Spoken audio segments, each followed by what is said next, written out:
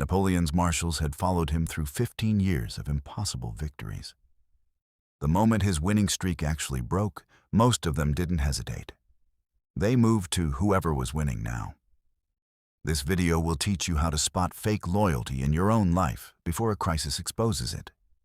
The same test that would have saved Napoleon 2 decades of blindness. If you find this channel interesting, hit subscribe. Let's get into it.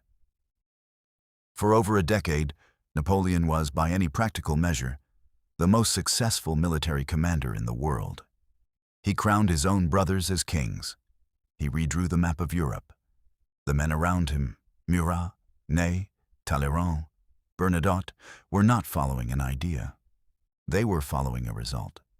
Their fortunes rose in direct proportion to his victories, and every one of them understood that plainly, whether or not they ever said it out loud. That arrangement looks like loyalty from the outside. It photographs like loyalty. Soldiers wept for him. Marshals swore their devotion in public, repeatedly, dramatically. But loyalty built entirely on shared winning is not actually loyalty to the person. It is loyalty to the outcome the person has been reliably producing. Those are indistinguishable right up until the outcome stops, and then the difference becomes the only thing that matters. Here is the first thing worth taking from that, and it should make you uncomfortable rather than comforted.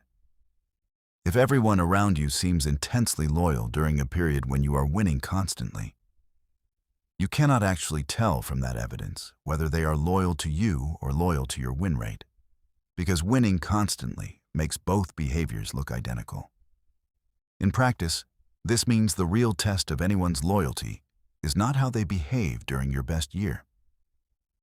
It is how they behave during your first real loss, and you have no reliable way to know the answer until that loss actually happens. Which is exactly why so many people are blindsided by it. The invasion of Russia in 1812 is usually told as a story about winter and supply lines. That framing lets Napoleon off easy. The deeper failure happened before a single soldier crossed the border. Napoleon had not lost a major war in over a decade, and that unbroken record had quietly become something more dangerous than confidence. It had become a closed information loop. Advisors who raised doubts about the campaign were the same advisors who owed their entire careers to trusting his judgment over their own. And men in that position rarely risked the relationship to voice the doubt loudly enough to matter. Napoleon was not simply overconfident. He had built an environment that made overconfidence the only comfortable position for anyone close enough to challenge him. Here is the second thing, and it is the part most retellings skip. The same self-belief that let him win battles no rational general should have won is precisely what disabled his ability to recognize the one battle where the numbers had actually turned against him. You cannot cleanly separate the trait that built the empire from the trait that destroyed it, because it was the same trait the entire time, aimed at a situation that had finally changed underneath him without his awareness catching up. In practice, this means the confidence that makes you successful needs a structural check built in before you need it, not after. Specifically because the more successful that confidence has made you, the less anyone around you will be willing to be the one who contradicts it. Find or build a relationship, a person, an outside perspective that has nothing to gain from your continued winning and nothing to lose from telling you the campaign is wrong.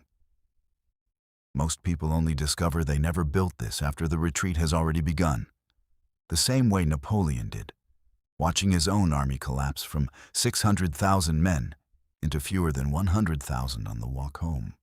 When Napoleon finally lost decisively, first at Leipzig, then at Waterloo, the abandonment was almost instantaneous. Marshals who had sworn undying loyalty accepted commissions under the restored monarchy within months. This was not exceptional cowardice.